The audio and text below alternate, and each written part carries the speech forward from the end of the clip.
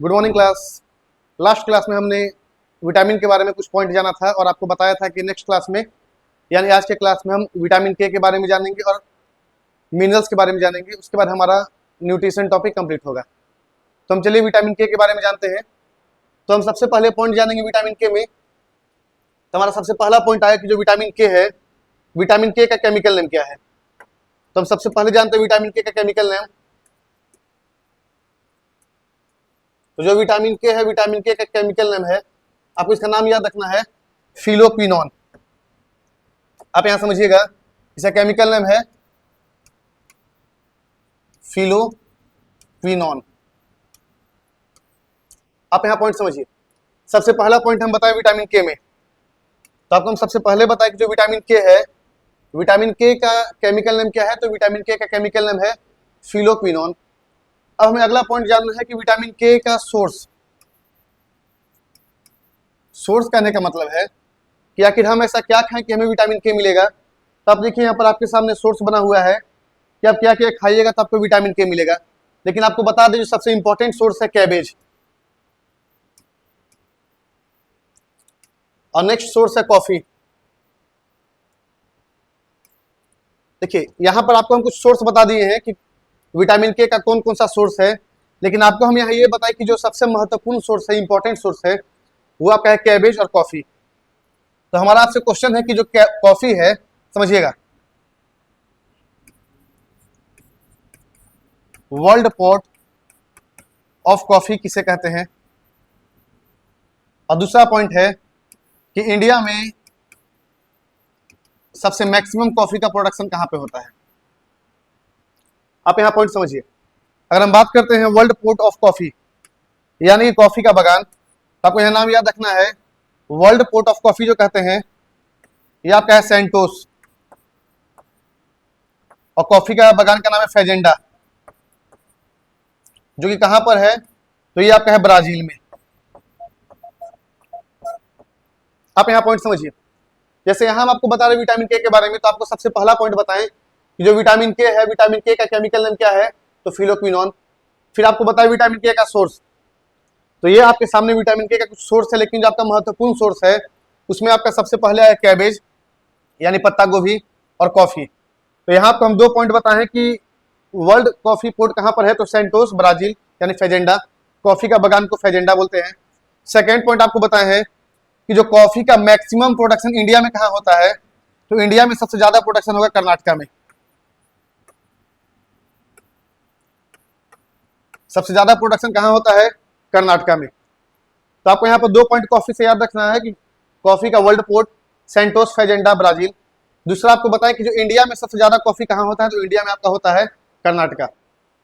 अब यहाँ पॉइंट समझिए। अच्छा, एक पॉइंट हमको याद आया अचानक, स्टैटिक में कुछ पोर्शन है, आप यहाँ बताइएगा कर्नाटक म्यूजिक, जो कर्नाटक संगीत है, तो हमारा आपसे क्वेश्चन है कि कर्नाटक संगीत का फादर किसे बोलते हैं। आप यहां समझिएगा, अगर बात करें कर्नाटक संगीत, तो कर्नाटक संगीत का फादर बोलते हैं, आपको यह नाम याद रखना है, पुरंदर दास। आप यहां बोलिएगा सही बायोलॉजी में कहां से कर्नाटक म्यूजिक आ गया, तो यहां पर कर्नाटक से एक नाम याद आया, कर्नाटक म्यूजिक। आप जब पढ़िएगा क्लासिकल डांस के बारे में, तो वहां आपको पॉइंट बताएंगे कि कर्नाटक म्यूजिक क्या है, क्लासिकल डांस में कौन कौन सा म्यूजिक का यूज होता है। तो यहीं पर आपको पॉइंट बताएं कि जो कर्नाटक म्यूजिक है, तो कर्नाटक म्यूजिक का फादर किसे बोलते हैं, तो आपको नाम याद रखना है, पुरंदर दास। यहाँ आपको हम पॉइंट बता रहे हैं विटामिन के बारे में, ये आपको हम बताएं केमिकल नेम, फिर आपको बताएं सोर्स। यहाँ पर आपको एक पॉइंट और याद रखना है कि जो विटामिन के है, विटामिन के को यहाँ बोलते हैं क्लॉटिंग विटामिन। विटामिन के का ही नाम क्या है, तो आपको याद रखना है, विटामिन के का ही नाम है क्लॉटिंग विटामिन। क्लॉटिंग का मतलब होता है थक्का जमाना। जैसे हम यहाँ बोलेंगे विटामिन के का यूज क्या है, तो आपको समझना है कि विटामिन के जो है, आप यहाँ पॉइंट समझिए। अगर हम बात करते हैं विटामिन के, जो विटामिन के है ये आपका हेल्प करता है, helps in blood clotting. Vitamin के क्या हेल्प करता है, तो विटामिन के हेल्प करता है ब्लड क्लॉटिंग यानी कि रक्त का थक्का जमाने में,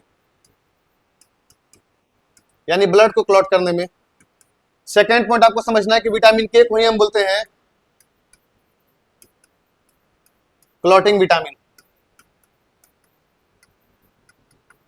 ये आपको पॉइंट याद रखना, दोनों पॉइंट, कि सबसे पहला कि ब्लड क्लॉटिंग में हेल्प करता है, दूसरा क्लॉटिंग विटामिन बोलते हैं।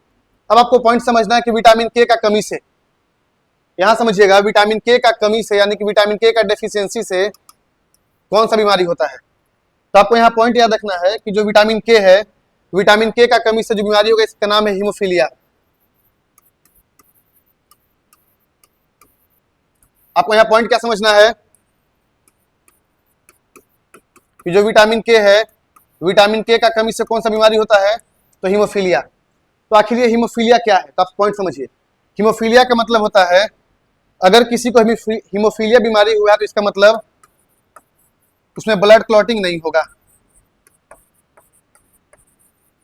ब्लड क्लॉटिंग नहीं होगा। अब आप यहां अगला पॉइंट समझिएगा। जैसे आपको पता है हीमोफीलिया, पहले आपको बताएं कि हीमोफीलिया होने का मतलब है कि ब्लड क्लॉटिंग नहीं होगा। सेकेंड पॉइंट आपको समझना है कि जो हीमोफीलिया ये आपका जेनेटिक डिजीज है। कैसा डिजीज है ये, तो हीमोफीलिया आपका जेनेटिक डिजीज है, और जेनेटिक डिजीज कहने का मतलब है कि आनुवांशिक रोग है। हीमोफीलिया कैसा रोग है, तो हीमोफीलिया आनुवांशिक रोग है। नेक्स्ट पॉइंट आपको समझना है, हीमोफीलिया को ही बोलते हैं रॉयल डिजीज, रॉयल डिजीज, यानी इसे बोलेंगे शाही रोग। और आपको अगला पॉइंट याद रखना है कि world haemophilia day, world haemophilia day कब मनाते हैं, तो आपको डेट याद रखना है, वर्ल्ड हीमोफीलिया डे 17 अप्रैल। आपको मैं पॉइंट क्या क्या समझाया, पॉइंट समझिए। आपको हम बताएं विटामिन के बारे में, तो सबसे पहले आपको पॉइंट क्या बताएं, तो सबसे पहला पॉइंट बताएं कि विटामिन के हेल्प करता है ब्लड क्लॉटिंग में, यानी कि रक्त का थक्का जमाने में विटामिन के हेल्प करता है। सेकेंड पॉइंट आपको बताए हैं, इसी को बोलते हैं क्लॉटिंग विटामिन, यानी कि थक्का विटामिन। नेक्स्ट पॉइंट आपको बताएं कि विटामिन के का कमी से, अगर विटामिन के का कमी होगा बॉडी में, तो आपको यहां समझना है कि विटामिन के का कमी से कौन सा बीमारी है, तो हीमोफीलिया। हीमोफीलिया को ही बोलते हैं रॉयल डिजीज यानी कि शाही रोग। हीमोफीलिया जो है ये आपका एक जेनेटिक डिजीज है यानी कि आनुवांशिक रोग है, और वर्ल्ड हीमोफीलिया डे मनाया जाता है 17 अप्रैल को। और हीमोफीलिया होने का मतलब है कि ब्लड क्लॉटिंग नहीं होगा। तो अब हमें समझना है ब्लड क्लॉटिंग क्या है। तो आप यहाँ पर डायग्राम देख सकते हैं कि आपका है ब्लड क्लॉटिंग यानी कि रक्त का थक्का जमना। समझाते हैं क्या होता है ये। ब्लड क्लॉटिंग को समझते हैं, चलिए हम यहाँ ध्यान देते हैं। अगर हम बात करते हैं ब्लड का, जब हम यहाँ ब्लड का बात करते हैं तो आपको याद रखना है कि जो ब्लड है इसमें आपका सेल या कॉर्पोसेल्स में आपका 3 पार्ट मिलेगा। सबसे पहला आपका है आरबीसी, सेकेंड आपका है डब्ल्यूबीसी, और थर्ड है प्लेटलेट्स। फर्स्ट में आपका है आरबीसी, डब्ल्यूबीसी और प्लेटलेट्स। आरबीसी का जो साइंटिफिक नेम है इसका नाम है एरिथ्रोसाइट्स, डब्ल्यूबीसी का नाम है ल्यूकोसाइट्स, और जो प्लेटलेट्स है इसका नाम है थ्रोम्बोसाइट्स।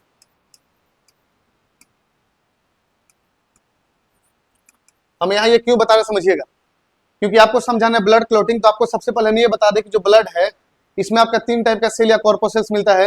अगर आप ध्यान से पॉइंट को समझिएगा तो आपको पता होगा कॉम्पोजिशन ऑफ ब्लड में, अगर हम कॉम्पोजिशन ऑफ ब्लड जानेंगे तो आपको यहाँ समझना है कॉम्पोजिशन में आपका एक पार्ट होता है सॉलिड का, और जो सेकेंड पार्ट होता है वो आपका होता है लिक्विड का। जो लिक्विड का जो पार्ट होता है इसे हम बोलते हैं प्लाज्मा, और जो सॉलिड का जो पार्ट होता है इसे हम बोलते हैं सेल्स या कॉर्पोसेल्स, यानी कोशिका या कणिका या प्लाज्मा। तो आपको वही बताया कि सेल या कॉर्पोसेल्स में आपका आरबीसी, डब्ल्यूबीसी और प्लेटलेट्स। अब यहाँ पर हमको समझना है कि कैसे ब्लड क्लॉटिंग होगा। आप यहाँ पर समझिएगा, अगर आपसे पूछा जाए कि ब्लड का पीएच वैल्यू, तो आपको याद रखना है कि ब्लड का पीएच वैल्यू अप्रोक्स 7.4 यानी कि स्लाइटली बेसिक। जो ब्लड है ये कैसा होता है, तो स्लाइटली बेसिक। अब आप यहाँ पॉइंट समझिएगा। आपको हम जैसे बता रहे हैं आरबीसी डब्ल्यूबीसी। अच्छा, एक क्वेश्चन आपसे है कि किसके ब्लड में आरबीसी नहीं पाया जाता है। आपको यहाँ पॉइंट याद रखना है कि किसके ब्लड में आरबीसी नहीं पाया जाता है, तो आपको यहाँ पॉइंट याद रखिएगा, जो कॉकरोच है, तो कॉकरोच के ब्लड में आरबीसी नहीं पाया जाता है। और यहाँ पे आपको ये भी पॉइंट याद रखना है कि जो कॉकरोच का हार्ट में जो होता है सबसे मैक्सिमम चेंबर है 13 चेंबर।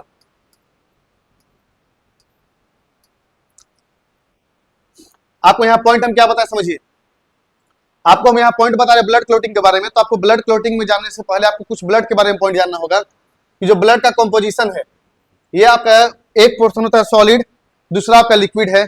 यानी कि आपका अप्रोक्स 55% जो है लिक्विड वाला पार्ट है और आपका जो 45% है ये आपका सॉलिड का पार्ट है। तो जो आपका सॉलिड पार्ट है सेल या कॉर्पोसेल्स, इसमें आपका आरबीसी, डब्ल्यूबीसी और प्लेटलेट्स। आरबीसी का scientific name erythrocytes, WBC leukocytes और प्लेटलेट्स का थ्रोम्बोसाइट्स। फिर आपको बताइए किसके ब्लड में आरबीसी नहीं पाया जाता है, तो कॉकरोच के ब्लड में आरबीसी नहीं पाया जाता है। और अगला पॉइंट बताए थे कि जो कॉकरोच है इसका हार्ट में सबसे ज्यादा चेंबर होता है, तो कितना, 13। अब हम यहां समझते हैं ब्लड क्लोटिंग का पॉइंट कैसे है, समझिए। सपोज करते हैं कि यहां पर किसी को चोट लग जाता है, ध्यान दीजिएगा। अगर मान लीजिए कि किसी को इंजरी हो गया, अब जैसे आप जा रहे हैं रास्ते में अचानक गिर गए, तो गिरने से क्या होगा, कहीं ना कहीं चोट लग गया, इस पोर्शन में चोट लगा। तब चोट लगने से क्या होगा समझिएगा, जैसे ही इंजरी होगा तो सबसे पहले प्लेटलेट से डैमेज होता है।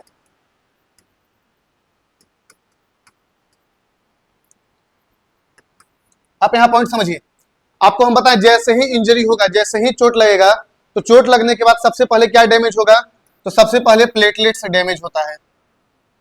अब प्लेटलेट्स डैमेज हुआ, इसका मतलब आपको हम बताए थे कि प्लेटलेट्स का साइंटिफिक नेम क्या था, थ्रोम्बोसाइट्स। आपको यहाँ पॉइंट क्या याद रखना है कि जैसे ही चोट लगेगा, जैसे ही इंजरी होगा, तो क्या डैमेज होगा, थ्रोम्बोसाइट्स डैमेज होगा। और जैसे ही थ्रोम्बोसाइट्स डैमेज हुआ, तब ये फॉर्मेशन करता है इंजरी के बाद थ्रोम्बोप्लास्ट। आपको यहाँ पॉइंट क्या याद रखना है, थ्रोम्बोप्लास्ट फॉर्मेशन करता है। देखिए आप यहाँ पॉइंट समझिए, अगर आपको पता होगा बेसिक आइडिया, तो आपको हम पहले बता दें जो लीवर है, यानी जो यकृत है, यानी जो लीवर है, लीवर को हम बोलते हैं केमिकल फैक्ट्री। लीवर को क्या बोलते हैं, केमिकल फैक्ट्री बोलते हैं। और आपको यहाँ पॉइंट याद रखना है कि लीवर में कौन कौन सा प्रोटीन मिलता है, तो सबसे पहले प्रोथ्रोम्बिन। लीवर में कौन सा प्रोटीन है, पहला है प्रोथ्रोम्बिन, सेकेंड आपका है फाइब्रिनोजेन, थर्ड में आपका है एल्बुमिन, और फोर्थ में है ग्लोबुलिन, और फिफ्थ में आपका है हिपेरिन। आपको यहाँ पॉइंट क्या याद रखना है समझिएगा, जैसे आपको हम पहले पॉइंट बताए थे कि आपका जो लीवर है इसको बोलते हैं केमिकल फैक्ट्री, और यहां से आपका 5 प्रोटीन निकलेगा, प्रोथ्रोम्बिन, फिब्रिनोजेन, एल्बुमिन, ग्लोबुलिन और हिपेरिन। आपको यहाँ पॉइंट याद रखना कि हिपेरिन को बोलते हैं एंटी क्लॉटिंग प्रोटीन।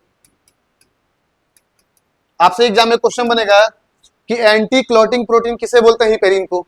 अब यहाँ पूरा प्रोसेस समझिए, आपको यहाँ पर हम बता रहे हैं कि ब्लड क्लॉटिंग कैसे होता है। अब आप ब्लड क्लॉटिंग का पूरा प्रक्रिया समझिएगा, पूरा प्रोसेस समझिए। जैसे आपको बताएं कि सबसे पहले किसी भी बॉडी पार्ट में चोट लगा, अब जैसे ही किसी भी बॉडी पार्ट में चोट लगा, इंजरी हुआ, तो इंजरी होने के बाद सबसे पहले जो डैमेज होता है, क्या डैमेज होगा, तो प्लेटलेट्स डैमेज होता है। किसी भी बॉडी पार्ट में चोट लगने के बाद आपका प्लेटलेट्स डैमेज हुआ, और प्लेटलेट्स डैमेज हुआ इसका मतलब थ्रोम्बोसाइट्स डैमेज हुआ, और थ्रोम्बोसाइट्स का डैमेज होने से क्या बना, तो थ्रोम्बोप्लास्ट बना। अब यहाँ पर आप पॉइंट समझिएगा, आपको हम बताएं कि जो लीवर है, लीवर आपका केमिकल फैक्ट्री कहलाता है। इसमें कौन कौन सा प्रोटीन मिलता है, तो प्रोथ्रोम्बिन, फिब्रिनोजेन, एल्बुमिन, ग्लोबुलिन और हिपेरिन। अब आप यहाँ पूरा स्टेप समझिए। अगर हम बात करते हैं ब्लड क्लॉटिंग का, तो आपका ब्लड क्लॉटिंग का 3 स्टेप समझिएगा। तो आपका ब्लड क्लॉटिंग का जो सबसे पहला स्टेप है, सबसे पहला स्टेप है कि जो लीवर है, यानी जो यकृत है, लीवर जो है विटामिन के के प्रेजेंस में, लीवर विटामिन के प्रेजेंस में प्रोथ्रोम्बिन प्रोटीन सेक्रेट करेगा।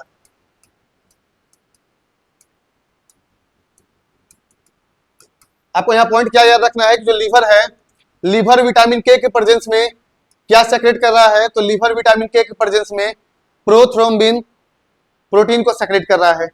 अब ये जो प्रोथ्रोम्बिन है, जो प्रोथ्रोम्बिन है ये आपका थ्रोम्बिन बनाएगा, लेकिन किसके प्रेजेंस में, तो थ्रोम्बोप्लास्ट के प्रेजेंस में। आपको पॉइंट समझ में आ रहा है थ्रोम्बोप्लास्ट कहां से आया? आपको हम पॉइंट क्या बताएं, समझिए। सबसे पहले आपको बताया कि लीवर जो है प्रोथ्रोम्बिन का सेक्रेशन करेगा। तो आपको हम पहले बताए थे कि लीवर कोई भी काम करता है तो उसको कमीशन में कुछ ना कुछ चाहिए। अब जैसे ही लीवर को विटामिन के मिल जाएगा तो विटामिन के मिलने के बाद ये लीवर क्या करेगा, प्रोथ्रोम्बिन का सेक्रेशन करेगा। अब जैसे ही प्रोथ्रोम्बिन प्रोटीन आया, अब ये प्रोथ्रोम्बिन जो है जैसे इंजरी हुआ था चोट लगने के बाद, तो चोट लगने के बाद किसका फॉर्मेशन हुआ, तो चोट लगने के बाद थ्रोम्बोप्लास्ट का सेक्रेशन हुआ। और ये थ्रोम्बोप्लास्ट के प्रेजेंस में, थ्रोम्बोप्लास्ट के प्रेजेंस में थ्रोम्बिन का फॉर्मेशन हुआ। अब आप यहां पॉइंट समझिएगा। अब नेक्स्ट आपको पॉइंट समझना है, आपको याद होगा पहला आपको प्रोटीन बताए थे प्रोथ्रोम्बिन, सेकेंड आपका था फाइब्रिनोजेन। जो आपका फाइब्रिनोजेन प्रोटीन है ये आपका कन्वर्ट होगा फाइब्रिन में, और जो फाइब्रिन होता है इसका स्ट्रक्चर आपका होगा नेट जैसा structure, net structure. Net structure कहने का मतलब जालीदार संरचना। कैसा होगा ये, जालीदार संरचना, आप समझिए। हम यहां बोले कि जो फिब्रिनोजेन प्रोटीन है ये फिब्रिन में कन्वर्ट करेगा, लेकिन लीवर कोई भी काम कर रहा है तो कमीशन लेगा। तो लीवर बोला कि हम फिब्रिनोजेन को फिब्रिन में कन्वर्ट कर देंगे, लेकिन हमको चाहिए कमीशन। तो कमीशन में क्या चाहिए, इसको कमीशन में चाहिए थ्रोम्बिन, और थ्रोम्बिन के साथ चाहिए इसको कैल्शियम। आपको दोनों पॉइंट याद रखना है कि थ्रोम्बिन और कैल्शियम के प्रेजेंस में जो फिब्रिनोजेन है ये फिब्रिन में कन्वर्ट करेगा। अब आप अगला पॉइंट समझिए। जैसे ही आपका जो इंजरी वाला पार्ट था, जो आपका इंजरी वाला पार्ट था, अब यहां पर आपका स्ट्रक्चर बनेगा आपका नेट वाला, यानी कि जालीदार संरचना। अब ये जैसे ही जालीदार संरचना बन गया तब होता क्या है कि जो भी आपका ब्लड था, अभी आपका ब्लड नेट जो है यानी कि फिब्रिन जो है ये रोक लेगा। और ये पूरा प्रोसेस में, यानी कि पूरा जो ब्लड क्लोटिंग का प्रोसेस है, ये पूरा ब्लड क्लोटिंग का प्रोसेस में आपका अप्रोक्स लगभग 6 मिनट का समय लग जाता है। यानी आपको जो हम प्रक्रिया बताएं, जो आपको प्रोसेस बताएं, समझिएगा। ये देखिए आपका ब्लड कंटिन्यू फ्लो कर रहा है। अब जैसे ही फिब्रिन बना, देखिए ऊपर में ध्यान दीजिएगा, आपको ये दिखाई दे रहा होगा, ये जो आपका जालीदार बन गया है नेट स्ट्रक्चर, ये जो नेट स्ट्रक्चर बना है यही आपका कहलाता है फिब्रिन। और ये फिब्रिन क्या किया कि जो ब्लड आ रहा था, कंटिन्यू बह रहा था, उस ब्लड को रोक लिया। यानी कि 6 मिनट में, लगभग आपका 6 मिनट में ये जो पूरा ब्लड क्लोटिंग का प्रोसेस है ये आपका ब्लड को रोक लेगा, और जिससे कि आपका इंजरी होने के बाद, चोट लगने के बाद बहुत ज्यादा मात्रा में कंटिन्यू ब्लड फ्लो नहीं होगा। और यही क्या होता है कि जैसे ही विटामिन के का कमी होगा, तो विटामिन के का कमी होगा, तो आप यहाँ पॉइंट समझिए। आपको हम पॉइंट क्या बताए हैं कि विटामिन के का जब कमी हुआ तो विटामिन के का कमी में लीवर जो है प्रोथ्रोम्बिन सेक्रेट नहीं करेगा, और जब प्रोथ्रोम्बिन ही सेक्रेट नहीं होगा तो ये आपका पूरा ब्लड क्लोटिंग का प्रोसेस नहीं होगा। इसलिए आपको समझ में आ रहा होगा कि ब्लड क्लोटिंग में जो विटामिन के है ये कैसे इंपॉर्टेंट रोल प्ले करता है। इसी कारण से विटामिन के को बोलते हैं क्लोटिंग विटामिन, यानी कि विटामिन के ब्लड क्लोटिंग में कंप्लीटली हेल्प करता है। तो उम्मीद करते हैं आपको यहाँ तक ब्लड क्लोटिंग का सारा प्रोसेस समझ में आया होगा कि कैसे ब्लड को क्लॉट किया जाता है, रक्त का थक्का कैसे जमेगा, और अगर ब्लड ये विटामिन के का कमी होता है तो हीमोफीलिया बीमारी होगा, और हीमोफीलिया में जो आपका ब्लड क्लोटिंग ठीक से नहीं होगा। यहाँ तक आपको ब्लड क्लोटिंग समझ में आया और हीमोफीलिया के बारे में भी समझ में आया होगा।